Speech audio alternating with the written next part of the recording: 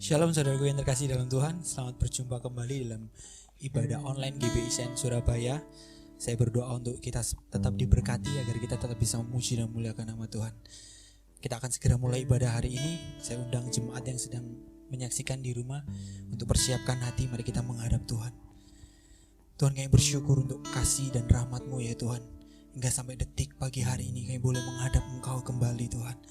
Tuhan, kami bawa kerinduan hati kami untuk kami menghadap Engkau.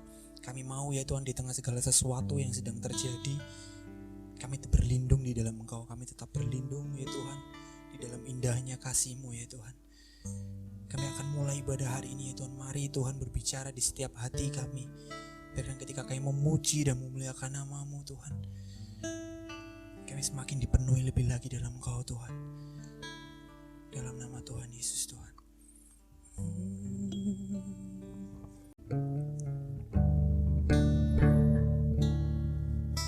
Ini hati kami Tuhan.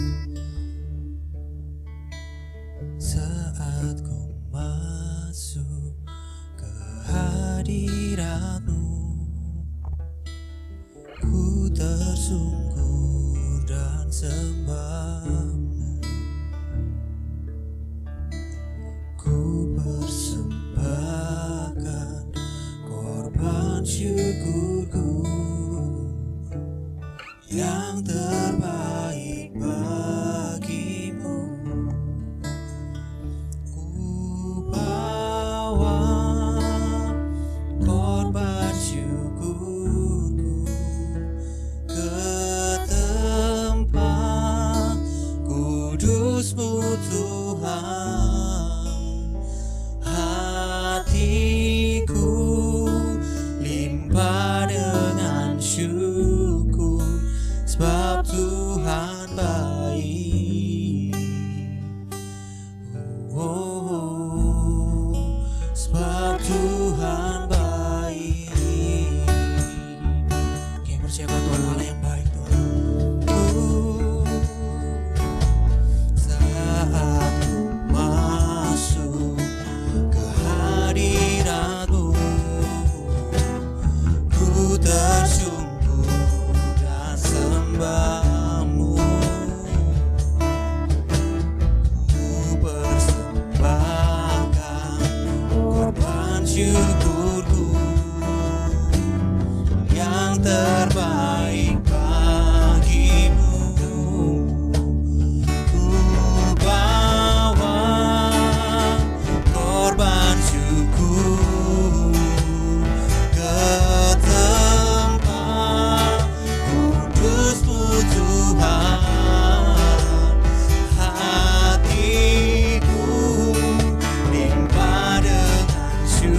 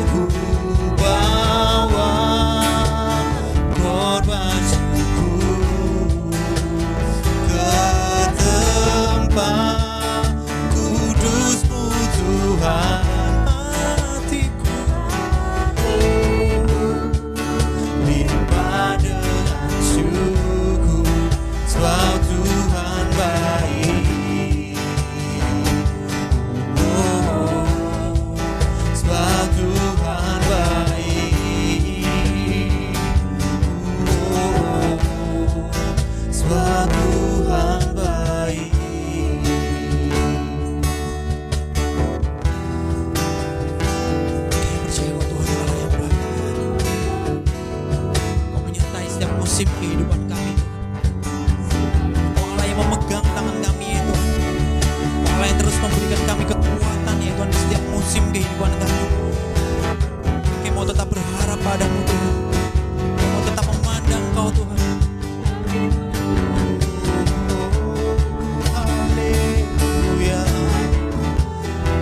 haleluya.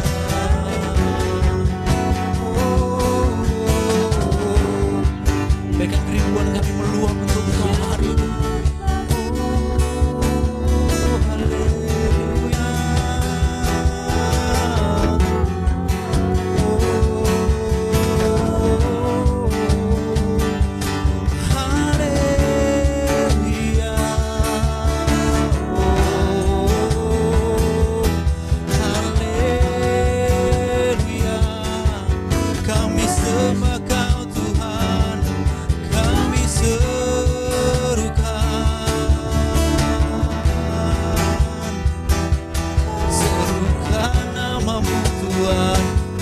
Serukan namamu Tuhan Yesus.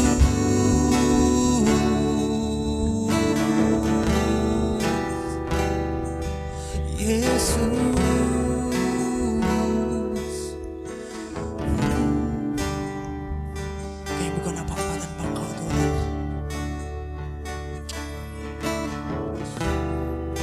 Kami tak mau ya Tuhan menjalani setiap kehidupan kami ya Tuhan tanpa penyertaan-Mu Tuhan. Hari ini ya Tuhan, biarkan kami persembahkan ya Tuhan segenap kehidupan kami, segenap ucapan syukur kami ya Tuhan. Kami percaya pada Engkau Tuhan, kami percaya padamu Tuhan Yesus. Biarkan di tengah kondisi ya Tuhan yang lagi kacau Tuhan, biarkan Kau yang tenangkan hati anak-anak-Mu ya Tuhan. Biarkan kami damai di dalam Engkau Tuhan. Ku bawa korban syukur, nyanyikan dengan lembut.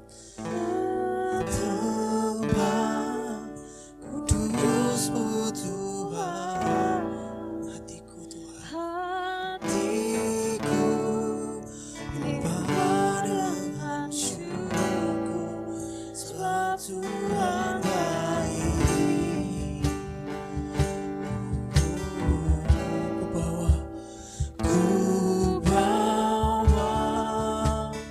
korban syukur ke tempat kudus-Mu Tuhan, hatiku limpah dengan syukur, sebab Tuhan baik.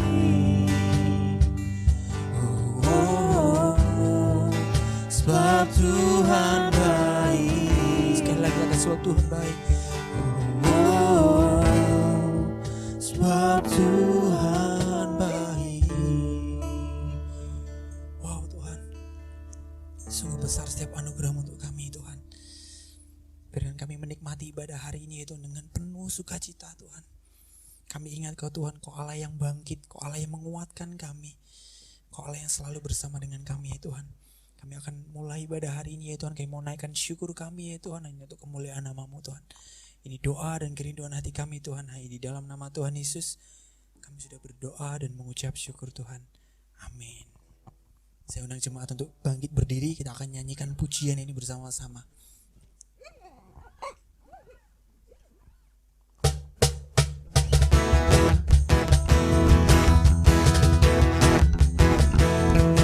Mari angkat pujianmu di hadapan Tuhan. Katakan bangkit, serukan nama Yesus. Bangkit, serukan nama Yesus. Maju, maju, nyatakan kuasanya. Kayak mau buat iblis gemetar Tuhan.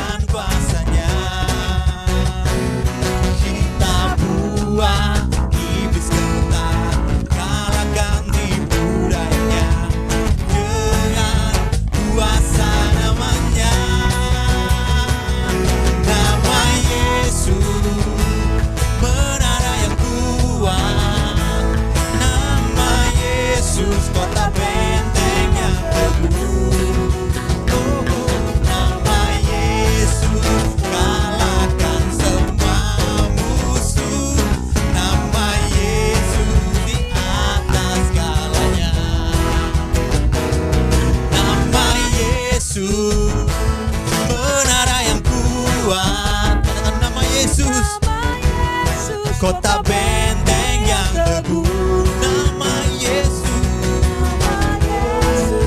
kalahkan semua musuh. Nama Yesus di atas segalanya. Oh, oh. Nama Yesus di atas segalanya. Nama Yesus di atas segalanya. Mari angkat pujianmu yang meriah untuk Tuhan. Haleluya Tuhan. Saya undang jemaat untuk tetap bersemangat memuji nama Tuhan. Mari bawa pujian ke hadapan Tuhan.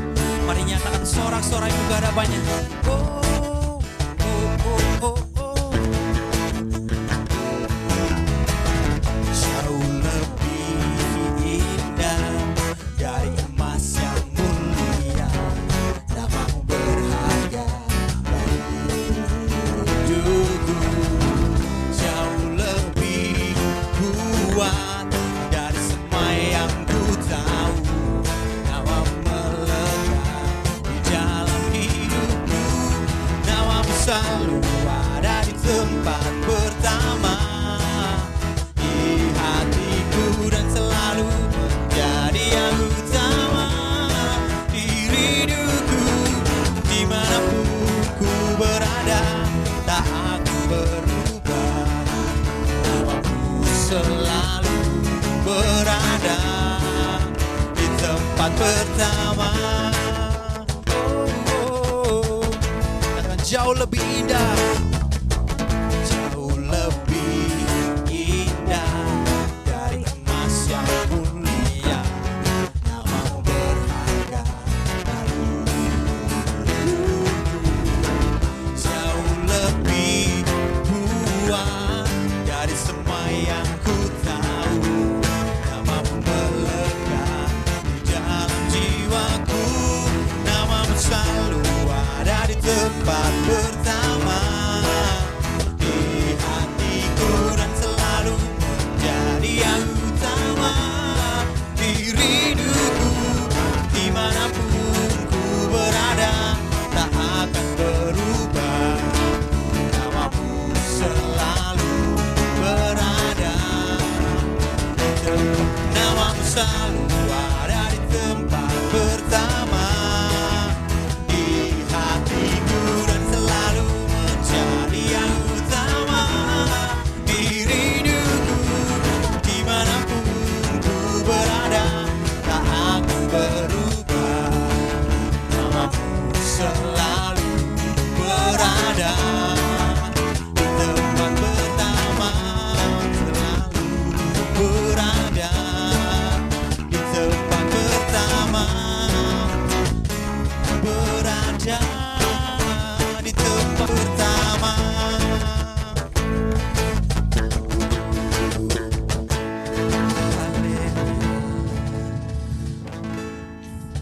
Mari kita segera persiapkan hati kita. Kita akan masuk dalam firman Tuhan.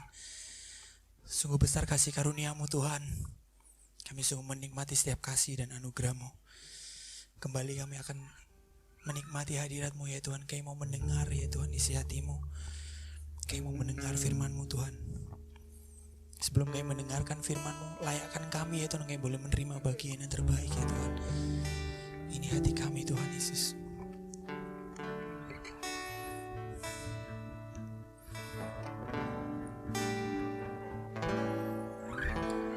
Hidupmu berharga bagi Allah. Tiada yang tak berkenan di hadapannya. Dia ciptakan kau surut gambarnya. Sungguh terlalu indah kau bagi Dia. Dia berikan kasih-Nya bagi kita. Dia telah relakan segala-galanya. Dia disalib tuh tebus dosa kita. Karena hidupmu sangatlah berharga. Bulu yang terkulai takkan dipatahkannya.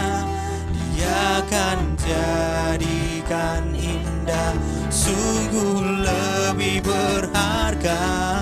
Sumbu yang tak pudar takkan dipadamkannya.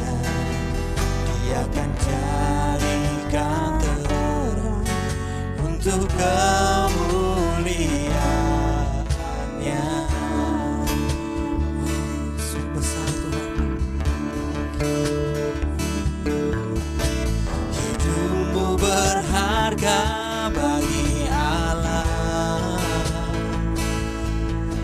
Dia rela berkenan di hadapan-Nya. Dia ciptakan kau surut gambarnya. Sungguh terlalu indah kau bagi Dia. Dia berikan kasih-Nya bagi kita. Dia telah relakan segala-galanya. Dia disalib tuh tebus dosa kita. Karena hidupmu sangatlah berharga. Bulu yang terkulai takkan dipatahkannya. Dia akan jadikan indah, sungguh lebih berharga. Sungguh yang tak mudah takkan dipadamkan. Dia akan jadikan terang untuk kemuliaan. Bulu yang terkulai takkan dipatahkannya. Dia akan jadikan indah, sungguh lebih berharga. Sumbu yang tak pudar takkan dipadamkan. Dia akan jadikan terang untuk kemuliaan-Nya. Dia akan jadikan terang untuk kemuliaan-Nya.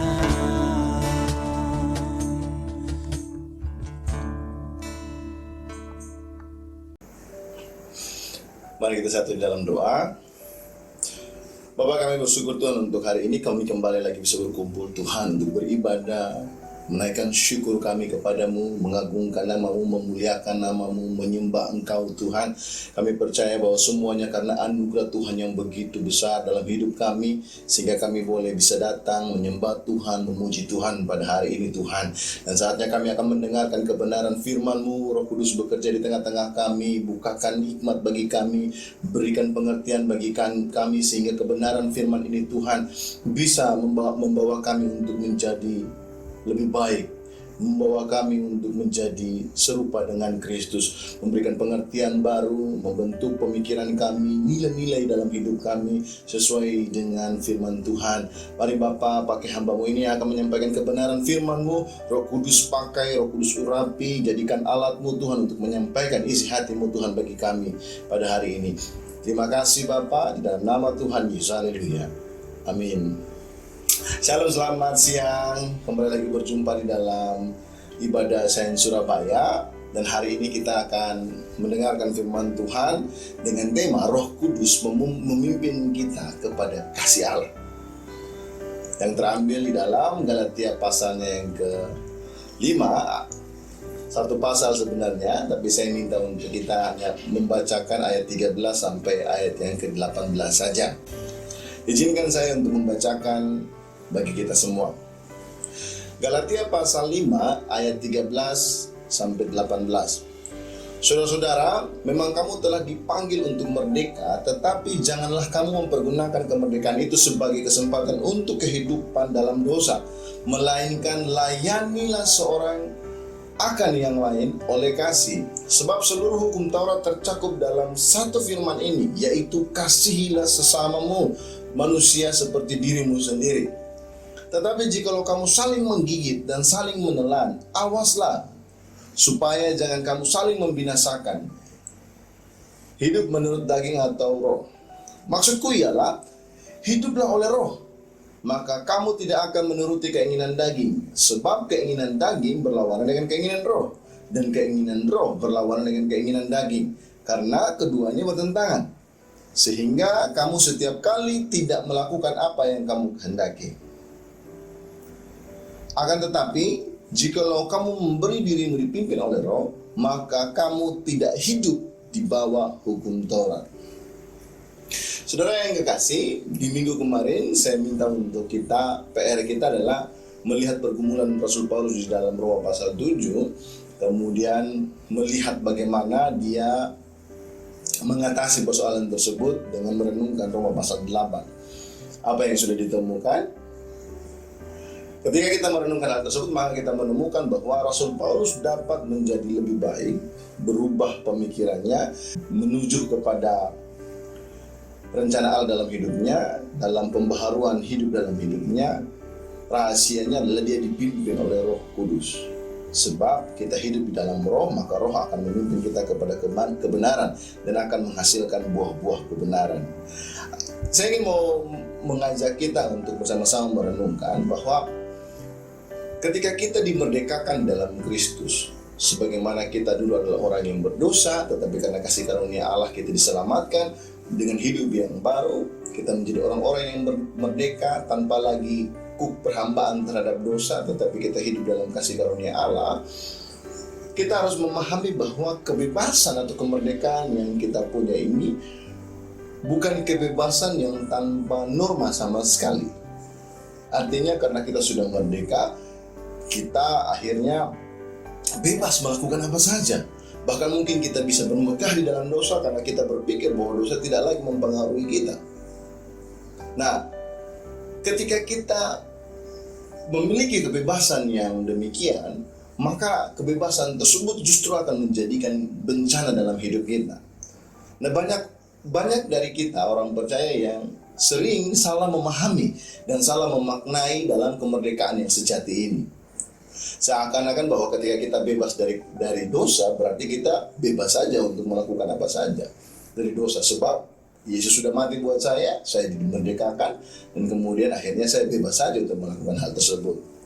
Nah, mengapa hal itu bisa timbul dalam kehidupan kita? Sehingga akhirnya kita pun juga jadi orang-orang yang acuh tak acuh dengan dosa dalam hidup kita. Bahkan dengan minggu lalu saya menyampaikan kepada kita bahwa bahkan mungkin kita menjadi orang yang tidak dapat mengidentifikasi dosa yang ada dalam diri kita. Sehingga kita hidup ya sudah, bebas aja, bablas aja, enggak apa-apa. Kemungkinan besar ada kekeliruan atau mungkin ada kesalahan yang kita miliki sehingga kita tidak dapat mengerti apa yang menjadi makna yang sebenarnya dari kemerdekaan itu dalam diri kita. Kesalahan yang pertama adalah karena tidak mengerti fungsi dari hukum Taurat sendiri secara tuntas.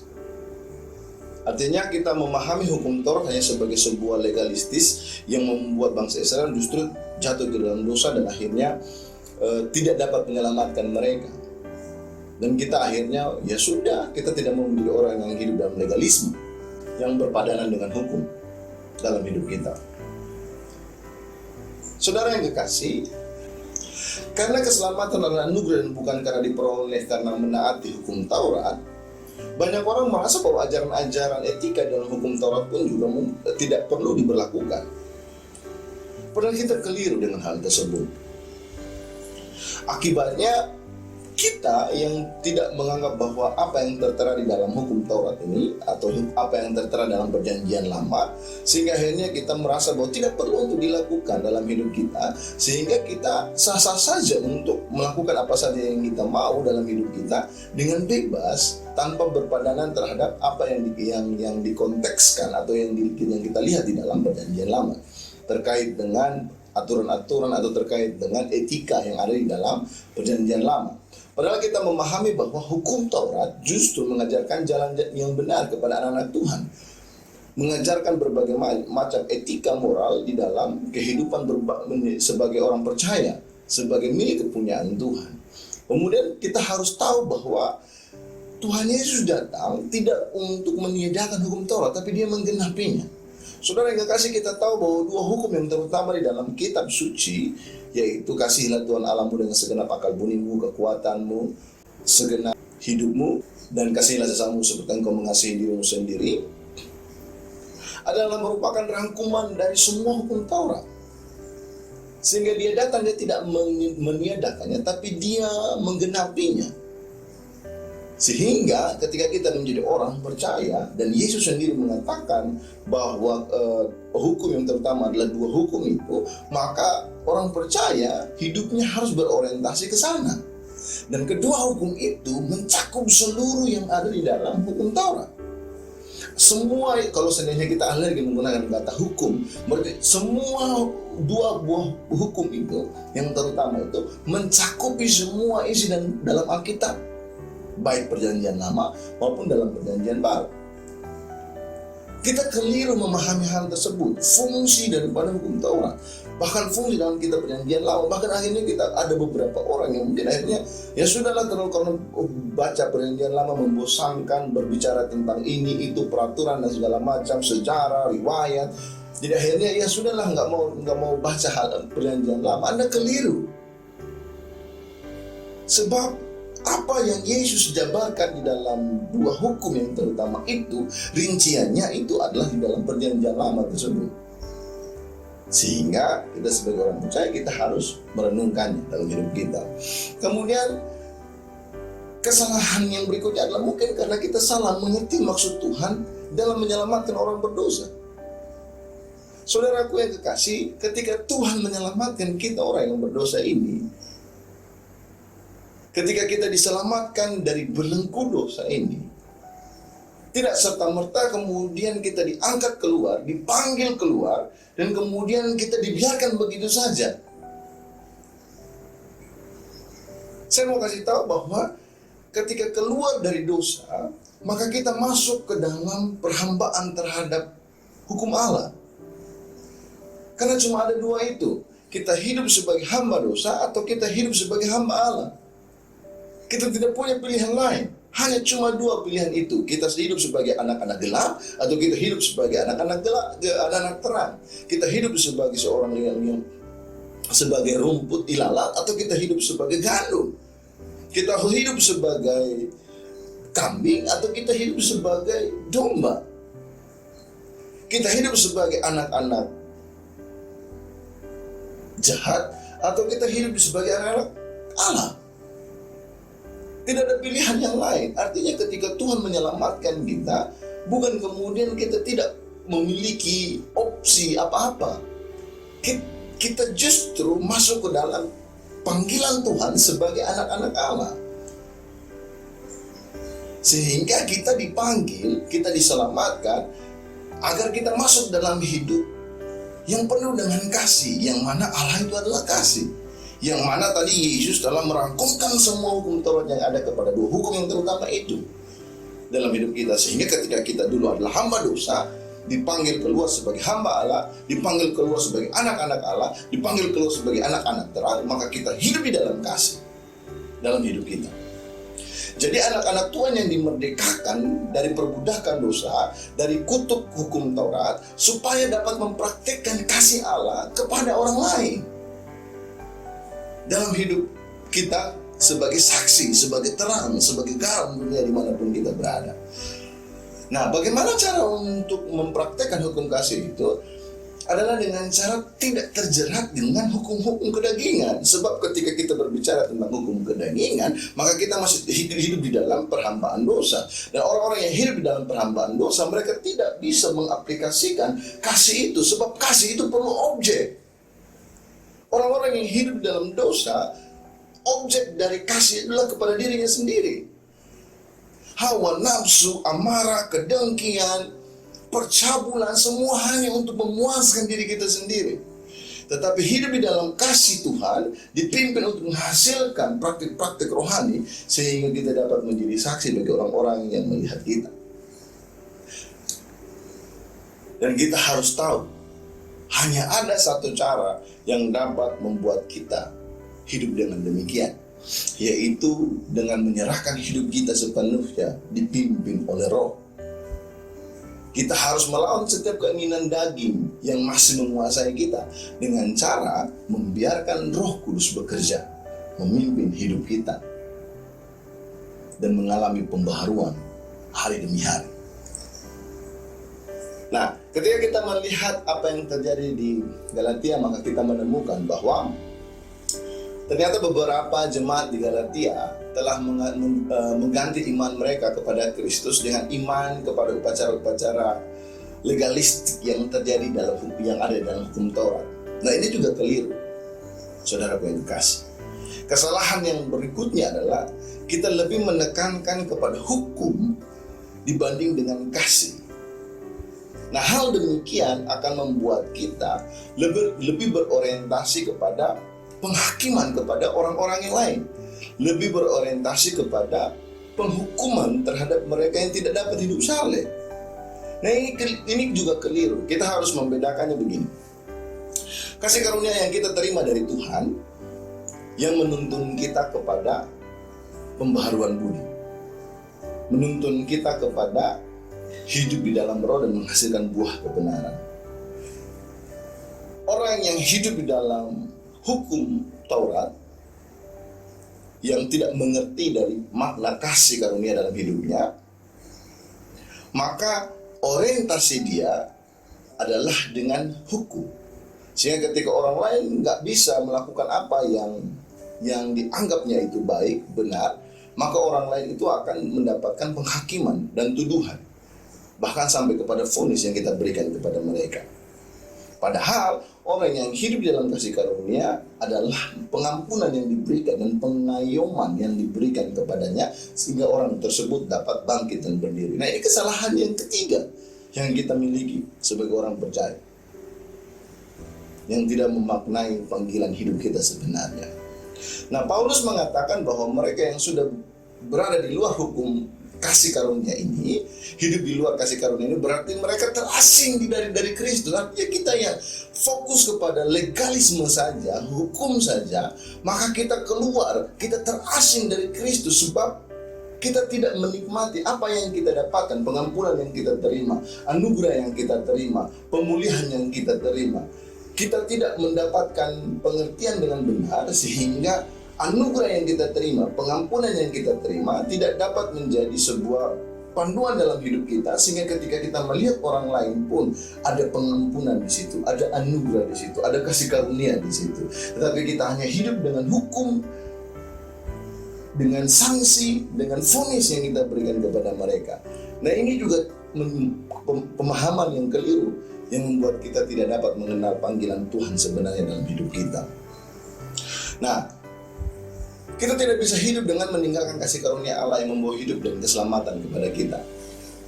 Hal itu berarti hubungan dengan Kristus ditiadakan dan tidak lagi tinggal di dalam Kristus.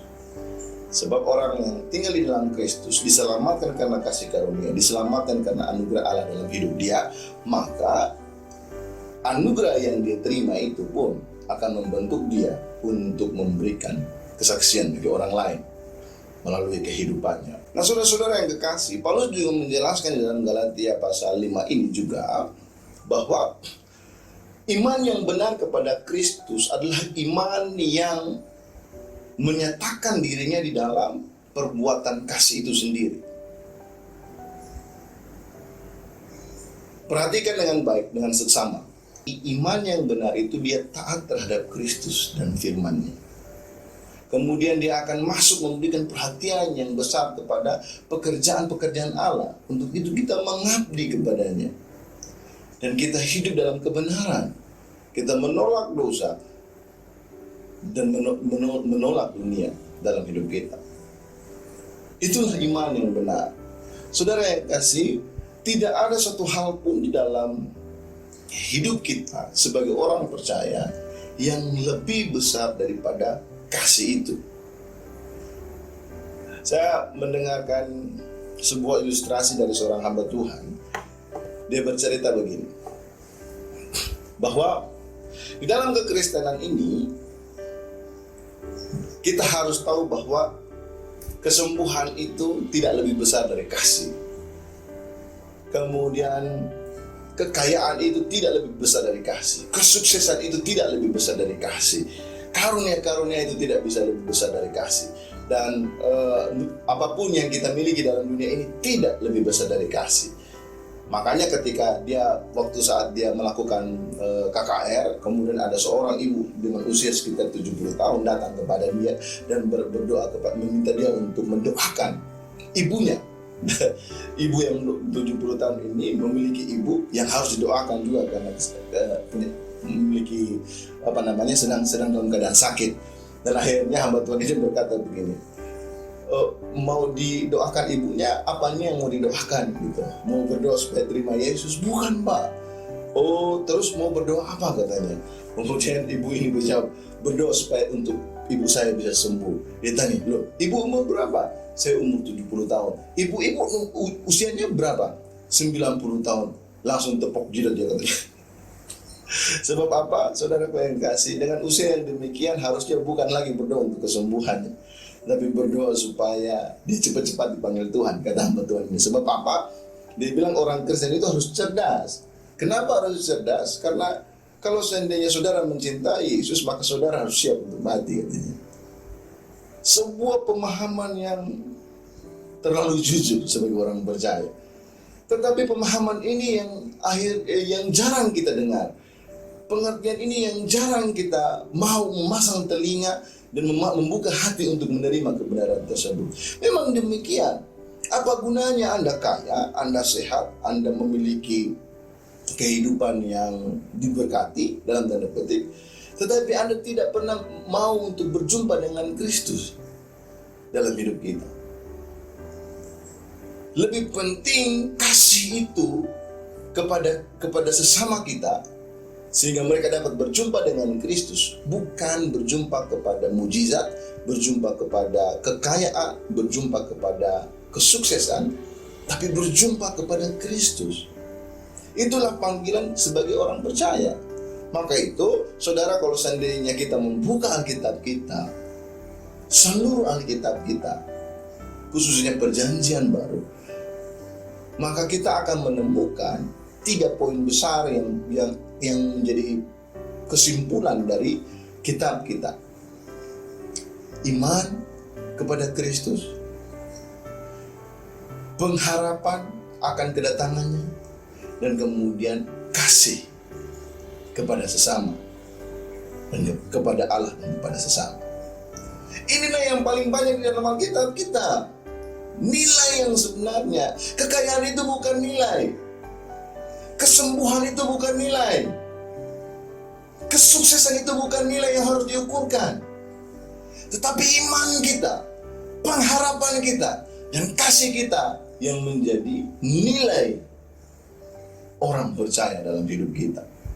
Untuk itu kita harus pahami bahwa Roh Kudus yang memimpin kita, dia memimpin kita kepada kasih.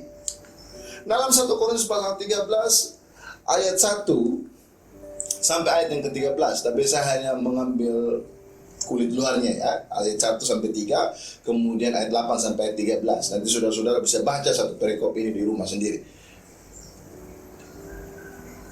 Sekalipun aku dapat berkata-kata dengan semua bahasa manusia dan bahasa malaikat, tetapi jika aku tidak mempunyai kasih, aku sama dengan gong yang berkumandang dan canang yang gemerincing. Sekalipun aku mempunyai karunia untuk bernubuat dan aku mengetahui segala rahasia dan memiliki seluruh pengetahuan, dan sekalipun aku memiliki iman yang sempurna untuk memindahkan gunung, tetapi jika aku tidak mempunyai kasih, aku sama sekali tidak berguna.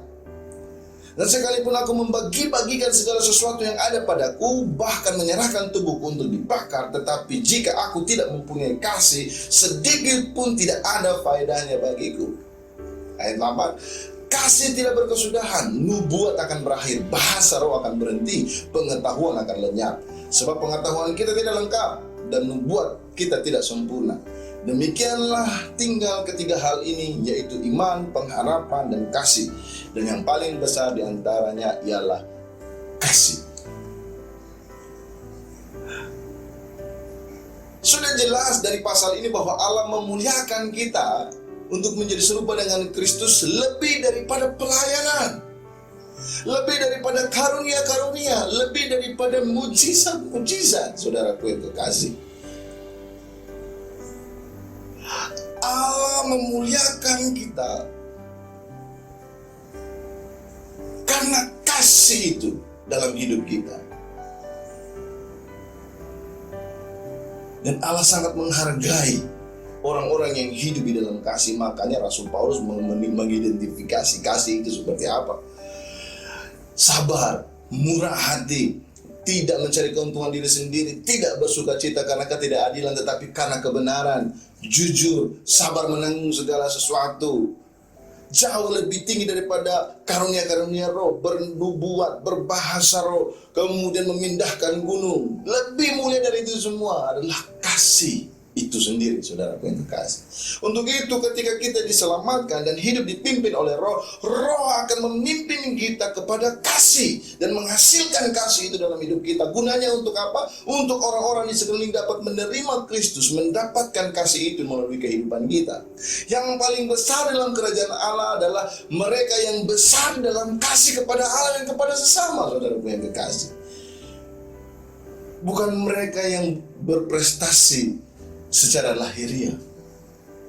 Saudaraku yang kekasih, ibaratnya kalau kita mau bicara jujur dan terbuka, adalah tidak ada gunanya kita memiliki karunia yang begitu hebatnya, tapi kita tidak memiliki kasih kepada sesama dan kepada Allah.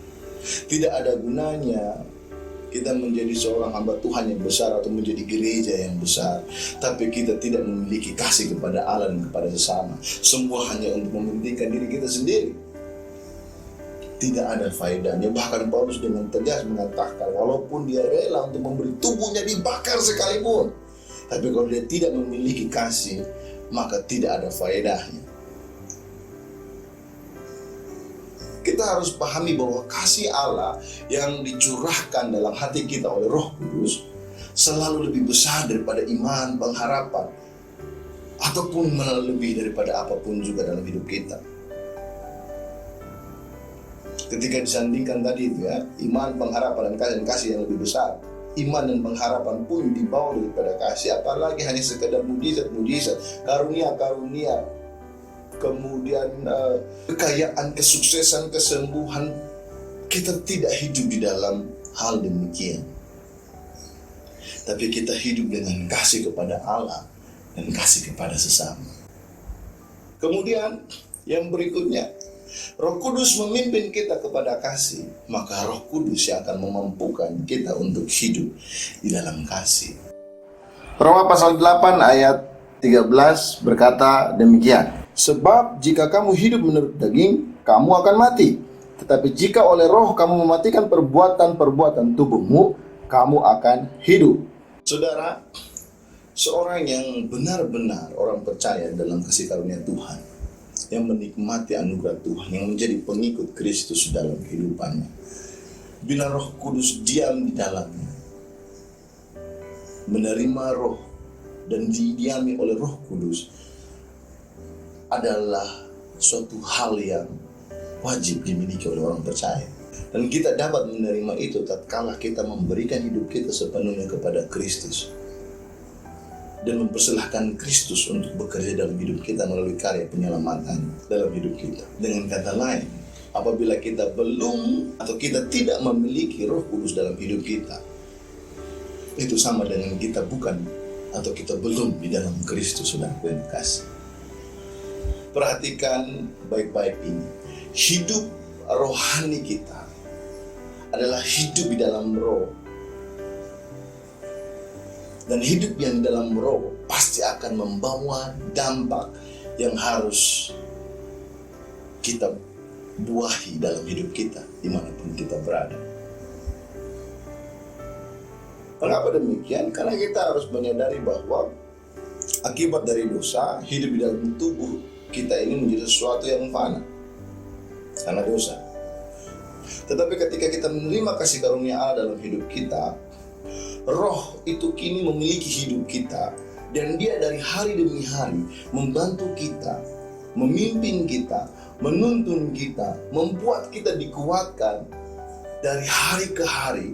Untuk itu kita harus mengerti bahwa ketika kita hidup merdeka, bila Roh Allah telah memerdekakan kita, dan kita akan aktif untuk melawan dosa yang ada dalam hidup kita.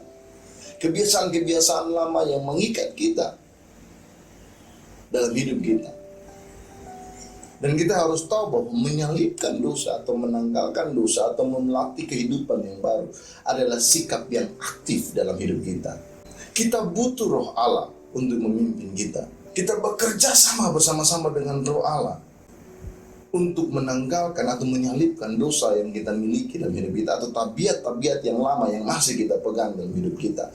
Untuk itu, saudaraku yang kekasih, mari kita merenungkan secara mendalam dalam hidup kita.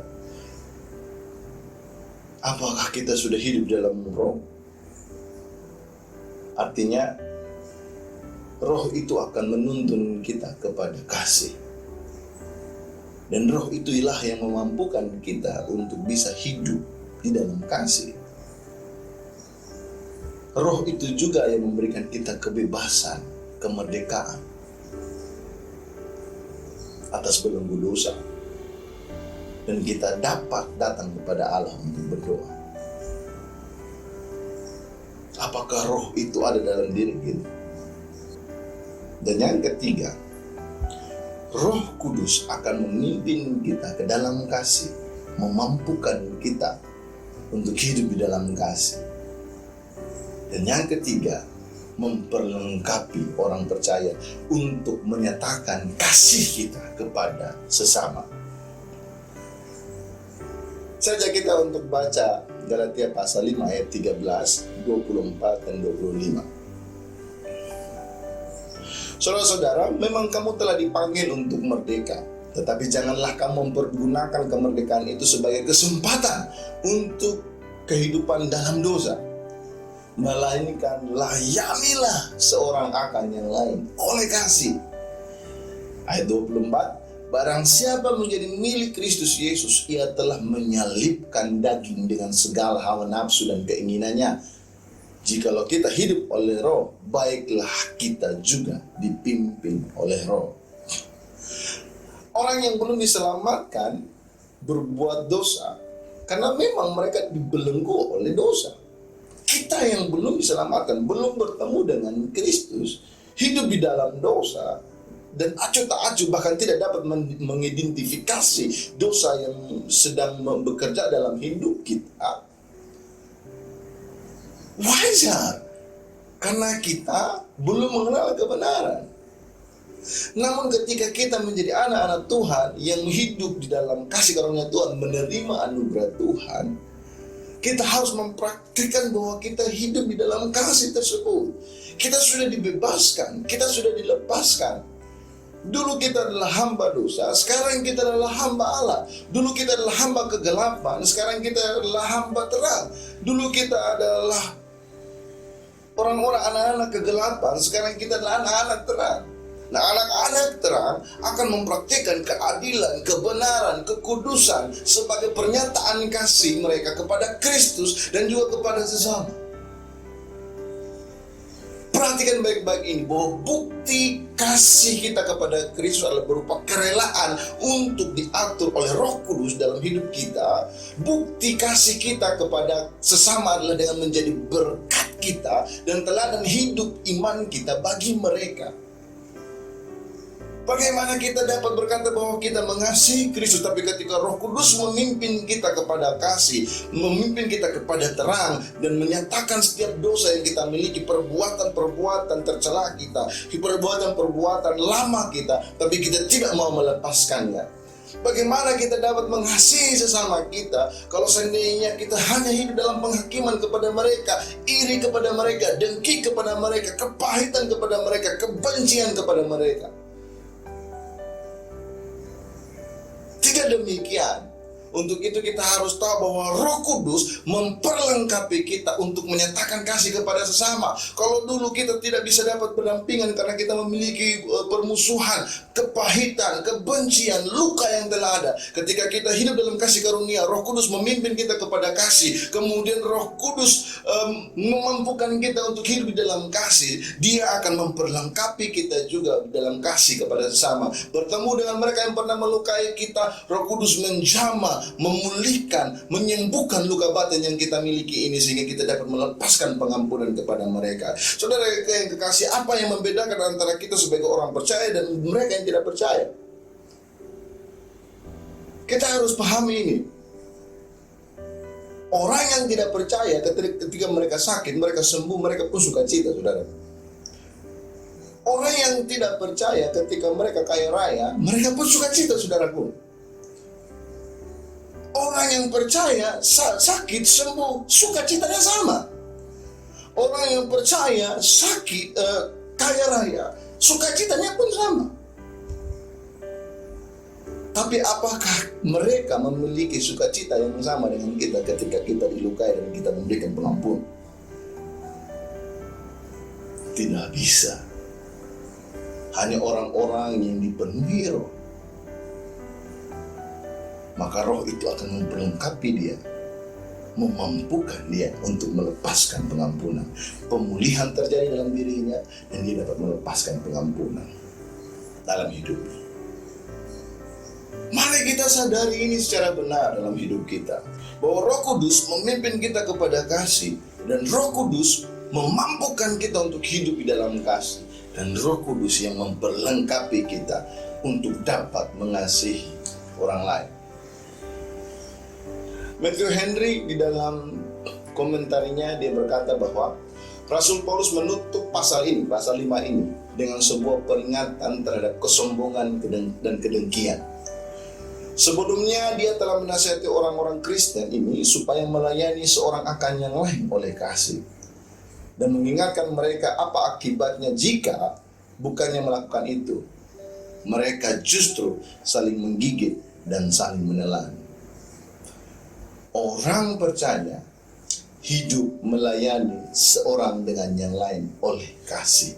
Dan ketika kita tidak melakukan itu, maka justru kita akan hidup saling menggigit dan saling menelan. Dan itu tidak mencerminkan hidup sebagai orang percaya. Untuk itu saudaraku yang kekasih, ingat bahwa hidup yang dipimpin oleh Roh, maka Roh akan memimpin kita kepada kasih. Dan Roh Kudus yang akan memampukan kita untuk hidup di dalam kasih. Dan kemudian yang ketiga, Roh Kuduslah yang memperlengkapi kita untuk dapat mengasihi sesama. Carilah orang percaya yang dimerdekakan dan masuk untuk dipimpin hidup di dalam kasih. Dan tentunya semuanya itu hanya bisa dilakukan ketika Roh Kudus hidup di dalam diri kita. Mari kita satu dalam doa. Oh Bapa yang baik, terima kasih untuk anugerah Tuhan dalam hidup kami, Tuhan. Kami adalah orang-orang yang dipanggil untuk hidup di tengah-tengah dunia ini, Tuhan. Namun kami sebagai orang-orang yang hidup dalam kasih karunia-Mu, Tuhan, masih hidup di dalam belenggu, masih hidup dengan gaya hidup yang lama, Tuhan. Tapi hari ini kami belajar, ketika kami diselamatkan, maka Tuhan memimpin kami dengan panduan Roh Kudus kepada kasih Allah yang besar itu. Dan Roh Kudus juga yang memampukan kami untuk hidup di dalam kasih itu Tuhan. Dan Roh Kudus juga yang memperlengkapi kami untuk mengasihi orang-orang di sekeliling kami, sehingga anugerah yang kami terima pun itu dapat kami aplikasikan dan memberikan kepada mereka, sehingga mereka dapat melihat Kristus dalam hidup kami. Mari Roh Kudus bekerja di tengah kami, pimpin kehidupan kami, nyatakan kasih setiamu, anugerahmu, pimpin kami Tuhan. Baharui hidup kami terus menerus Tuhan. Ketika kami masih menjadi orang-orang Kristen yang berorientasi kepada hal-hal lahiriah, kepada berkat-berkat-Mu, kepada mujizat-mujizat-Mu, kepada karunia-karunia-Mu, Tuhan, hari ini pimpin kami. Ajar kami untuk menyadari bahwa kasih Tuhan jauh lebih besar daripada semua itu Tuhan. Sehingga akhirnya kami benar-benar hidup dan berorientasi kepada kasih itu dalam hidup kami. Sehingga kami dapat bersaksi kepada Tuhan, bersaksi mengenai Tuhan, bersaksi kepada orang-orang yang tidak mengenal Tuhan tentang kasih itu Tuhan. Sehingga mereka pun bisa bertemu dengan kasih itu, dan akhirnya mereka pun diselamatkan Tuhan. Terima kasih Bapa, di dalam nama Tuhan Yesus, haleluya. Amin. Shalom jemaat Tuhan yang terkasih.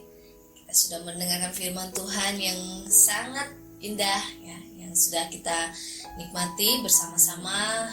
Mari sesuai dengan apa yang Tuhan nyatakan di dalam hati kita masing-masing, dalam kehidupan kita masing-masing, kita menikmati tuntunan Roh Kudus di dalam kehidupan kita. Ya, saat ini kami mengajak untuk seluruh jemaat, mari untuk tetap mengikuti setiap himbauan dari pemerintah gitu ya, untuk tetap berada di rumah. Ya, kalaupun mungkin harus keluar rumah, mari kita mengikuti setiap protokol-protokol kesehatan yang dianjurkan gitu ya, menggunakan masker dan selalu ingat untuk mencuci tangan menggunakan sabun ya. Mari kita mengikuti semua anjuran pemerintah ini, karena pasti ini adalah semua untuk kebaikan kita gitu ya. Nah, mungkin kita merasa kita oke-oke aja kok, kita sehat gitu. Nah, tetapi mungkin banyak orang-orang di sekitar kita yang memiliki kondisi tubuh yang lemah gitu ya. Nah, kita bisa saja menjadi orang yang menularkan gitu, karena tubuh kita mungkin sehat-sehat saja gitu ya. Nah, untuk menghindari hal ini, mari kami menganjurkan untuk semua jemaat tetap mengikuti setiap anjuran dari pemerintah gitu ya, untuk tetap berada di rumah. Kalau nggak terlalu perlu banget gitu untuk keluar rumah, ya nggak perlu lakukan gitu ya. Ya kayak persembahan minggu kemarin, ya jemaat Tuhan bisa melihatnya di grup yang sudah kami bagikan. Kemudian untuk persembahan hari ini, jemaat Tuhan juga tetap bisa melakukannya melalui transfer persembahan umum maupun perpuluhan. Ya, minggu depan kita akan kembali beribadah secara online di hari Minggu pukul 10 pagi. Dan kita juga kami berharapnya jemaat Tuhan bisa terus bertumbuh di dalam pengenalan akan Tuhan. Biarlah kita jadikan waktu-waktu yang seperti ini untuk kita semakin mendekatkan diri kita kepada Tuhan gitu ya. Biarlah waktu-waktu yang sangat berharga ini untuk kita secara pribadi mengambil waktu apa yang Tuhan ingin nyatakan di dalam kehidupan kita ya. Mungkin banyak pergumulan, persoalan yang akan kita hadapi, tapi biarlah kita tetap berpegang teguh kepada Tuhan yang begitu mengasihi kita, dan kita percaya bahwa kuasa Tuhan lebih besar dari semua permasalahan yang kita hadapi. Hari Jumat kita akan kembali melakukan doa sepakat. Nanti bagaimana konsepnya nanti akan diumumkan lebih lanjut di dalam grup. Oke, kita akan berdoa hari ini untuk persembahan dan juga untuk bangsa dan setiap pergumulan jemaat. Mari kita berdoa. Tuhan, terima kasih, kami sungguh bersyukur untuk hari ini. Terima kasih untuk firman-Mu yang meneguhkan kami, yang mengingatkan kami, yang menegur kami, untuk kami terus bertumbuh dan menyadari bahwa ada Roh Kudus yang selalu menuntun kami di dalam kasih, yang memberikan kami kekuatan, memampukan kami untuk kami hidup di dalam kasih, dan juga pada akhirnya adalah mengasihi orang-orang yang ada di sekitar kami. Terima kasih Tuhan Yesus, kami bersyukur untuk persembahan yang hari ini akan kami berikan. Biarlah semua persembahan yang terkumpul itu boleh berguna bagi pekerjaan Tuhan di dalam gereja ini ya Tuhan. Kami sungguh bersyukur Engkau memberkati setiap tangan-tangan yang memberi, dan Engkau juga yang memberkati setiap tangan-tangan yang belum bisa memberi. Biarlah Tuhan juga yang curahkan berkat-Mu, sehingga di kesempatan-kesempatan yang lain kami juga boleh memberi dengan hati yang bersuka cita ya Tuhan. Pemberian ini biarlah selalu mengingatkan kami untuk kami menyadari bahwa semua yang kami miliki adalah milik Tuhan, dan itu semua kami kembalikan bagi hormat dan kemuliaan-Mu Tuhan. Bapa, tetap kami berdoa menyerahkan bangsa kami yang tercinta ini dalam tangan-Mu. Biarlah Tuhan juga yang terus memberkati bangsa kami ini ya Bapa, di dalam segala pergumulan, di dalam segala hal-hal yang tengah dihadapi di bangsa kami dan juga di seluruh dunia ini ya Tuhan. Biarlah Tuhan memberkati setiap para pemimpin, berikan hikmat, kebijaksanaan atas mereka, sehingga ketika mereka harus mengambil langkah-langkah untuk mengatasi persoalan ini dengan bijak ya Tuhan.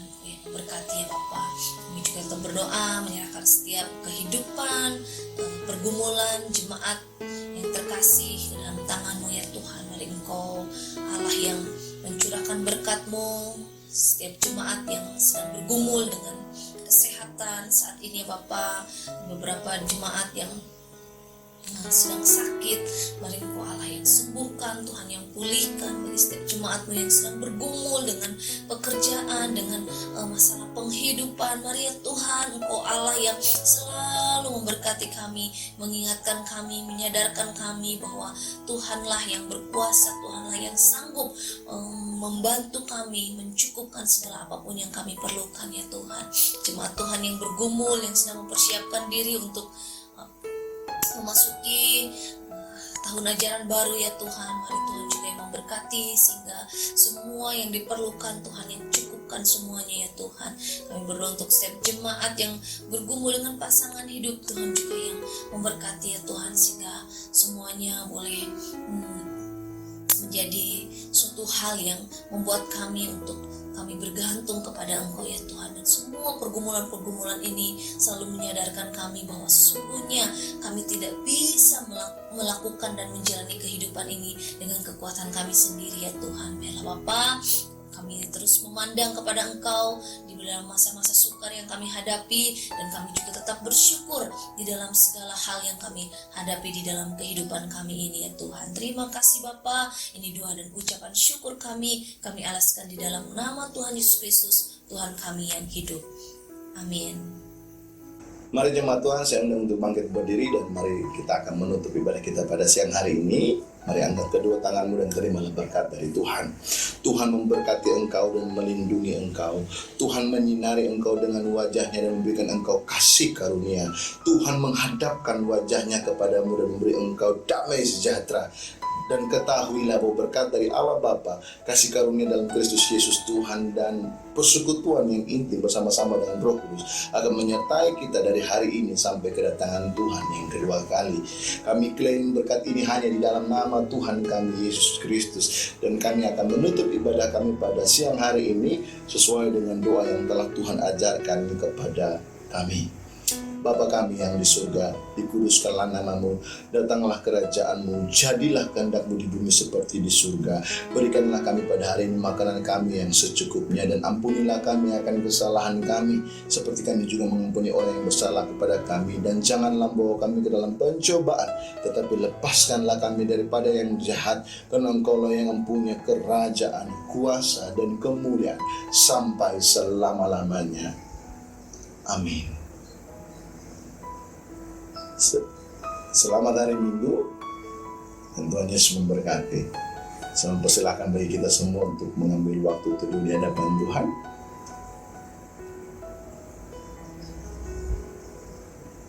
Amin.